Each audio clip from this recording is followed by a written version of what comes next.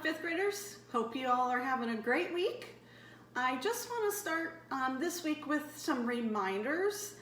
As you are practicing, remember that you want to make sure that you are always holding your instrument correctly, and that when you are practicing, you're either standing up nice and tall or you're sitting up nice and tall in a chair. I've noticed some of us are starting to try to play from the floor and from different places. That's really not giving you your best chances at getting good sounds out of your instrument.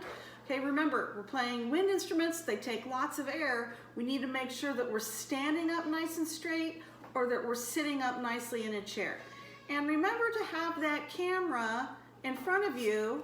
Oh, hello, this is Nick. Nick is joining the video this week. Thanks, Nick. Make sure to have your camera right in front of you so that we can give you some good feedback. Along with holding your instrument correctly, oh, here he is again. You want to just sit here with me and talk to them? Along with holding your instrument correctly, remember that you're always going to want to do your warm-up as well. Buzzing on your mouthpiece for quite a while first. Remember that we want to have our embouchure, the way we hold our mouth, in a good M. Lips together, and remember you don't see much of your lips when you're in an M. I'm noticing some poochy forward lips. You're not going to get a good buzz that way, and you're not going to be able to get the notes out on the right shelf, as I've been talking about with some shelves. So that good M, corners pulled back, chin nice and flat, and some good pressure against the mouthpiece so we can get a good buzz. Once you are done doing your warm-up on just your mouthpiece, remember to do some of those long tones, like exercises 1, 3, 5, 7, and 9. Then jump into being able to play the songs that I'm going to assign. As we start playing more and more, our muscles are going to get nice and developed and we'll be able to make it through these songs. But doing those long tones and that buzzing on the mouthpiece is going to only help you be able to play longer and play better. So our plan for this week, I want to spend a little more time on number 25, Lightly Row. It's kind of a tough one, and I'm not sure that a week was enough for all of you to be able to work on that. So we're going to do another week on Lightly Row. We'll do another play along of that and give you another chance at that. Then we're going to move on and go over onto page 8 at the top and learn a new note. I hope that we're all comfortable with the first 5 that we learned, and now we're going to get ready to add a 6th new note. So that is our plan for this week. Let's get started. Okay, trumpets, here we go. Let's do another week on our Lightly Row. Now, remember, this one doesn't have any rust in it, so our brains, our eyes, our fingers, everything needs to make sure that you keep moving. And once you get to the end of that first line, quickly getting down to that second line. Remember, at the end of each of these lines, we talked last time about how you're going from G, your higher open note, to C, your lower open note, so you aren't going to have to move any valves there. Happens at the ends of both lines. Okay, here we go. I'm making sure I'm holding my instrument correctly. Only my fingertips are touching. My fingers are just sitting right on top of the valves. Trumpet out straight in front of me. Good pressure against my mouth, good M, and here we go.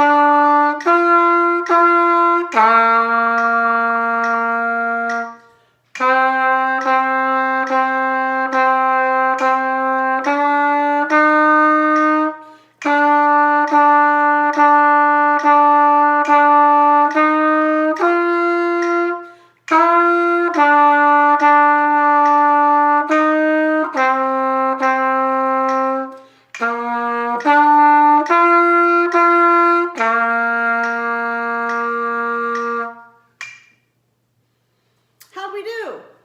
Better this week? Should get easier the more we practice it.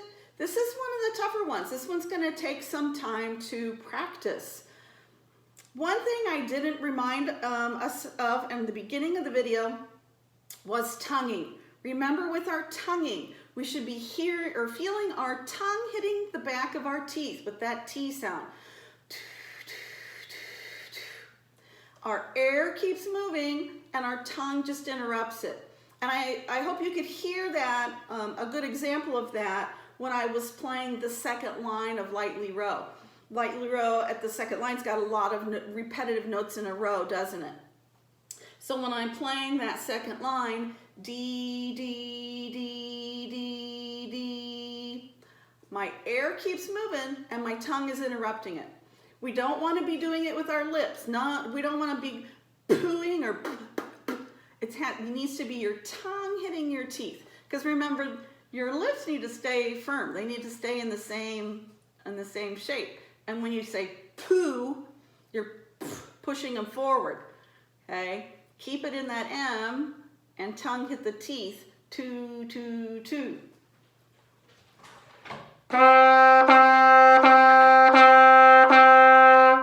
Do you hear the tongue interrupting? But my air kept moving. Same thing when we change to E, E, E, E, E.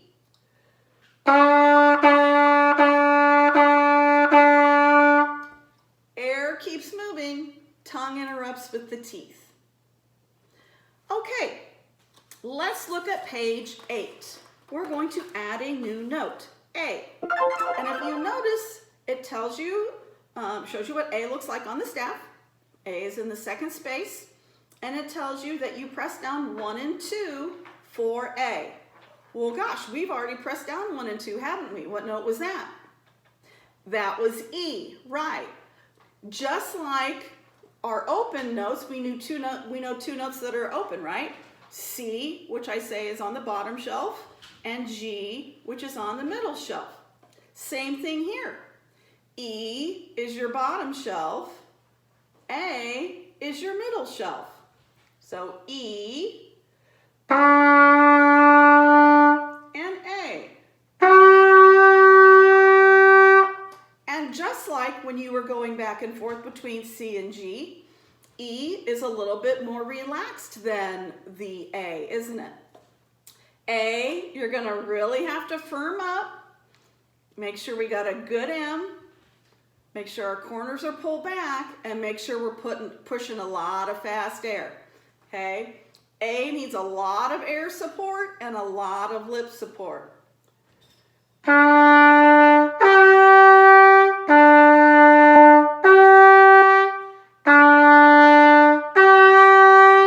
So make sure that you can get back and forth between those two notes. You'll notice that I'm not tensing up and trying to get that A out. I'm just using my air speed at a faster pace and keeping my buzz nice and firm. We don't want any tension, okay? Everything needs to be done with air and buzz speed.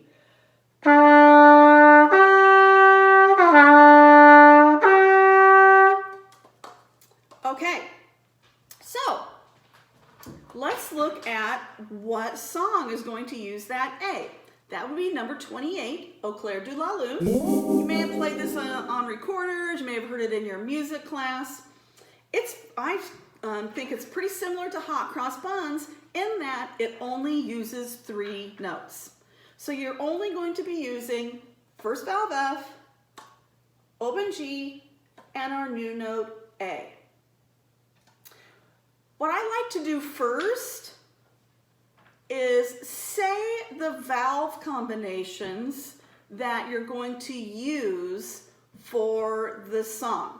Before you jump in and try to play them right away, as we get to these ones that are a little bit longer, a little bit trickier, see if you can say what valves you're going to press down before you play it.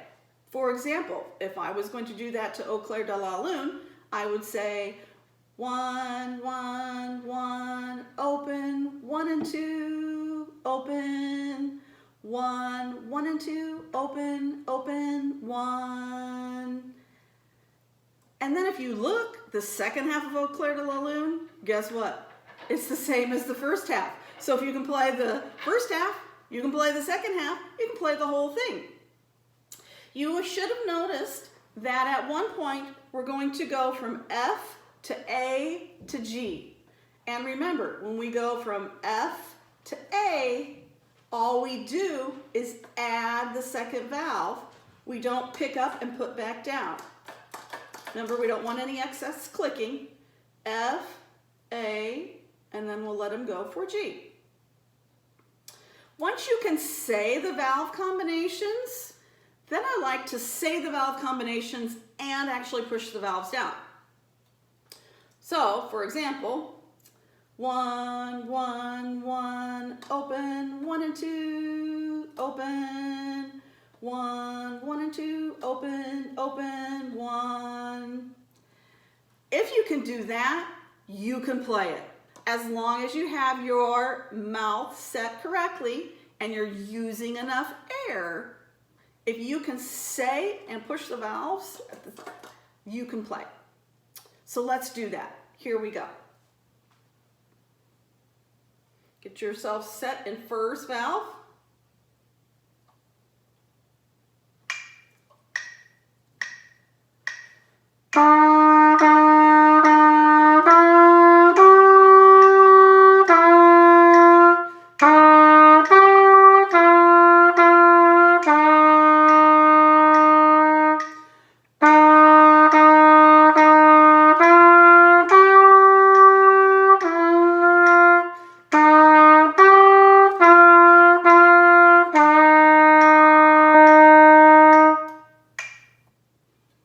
How'd we do? This one's going to take a lot of air, and it's going to take a nice firm M with our corners pulled back in a smile and lots of air. Otherwise, what's going to come out is not going to be on the right shelf. And now Kevin's going to make an appearance. This is Kevin. Kevin, say hi and get down. Kevin. Yeah. Yes, they're all glad to see you. Okay, go away. If I would have too loose of a buzz, just so you have an example, it would sound like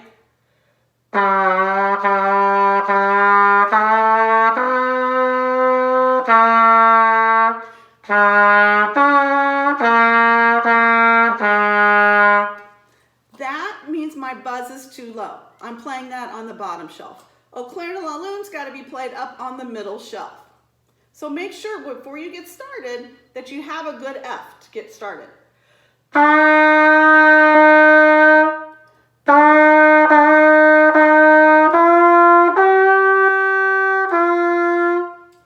always want to make sure that we're playing on the right shelf. I'm noticing as I am listening to some of your videos, some of you are just playing things too low. You're playing them on the bottom shelf. You want to make sure that your lips are together. Remember, when our lips are together, we hardly see any skin. Everything is pulled back, not pushed forward. We don't want, I call it poochy lips. We don't want them pushing forward. We want everything pulled back, and we're using enough air. So that's what we're going to focus on this week. Another week on lightly row. So we should be pretty good by the end of this week on lightly row. And our new note, our new A, the middle shelf of our 1 and 2. I hope you have a great week and look forward to seeing your videos.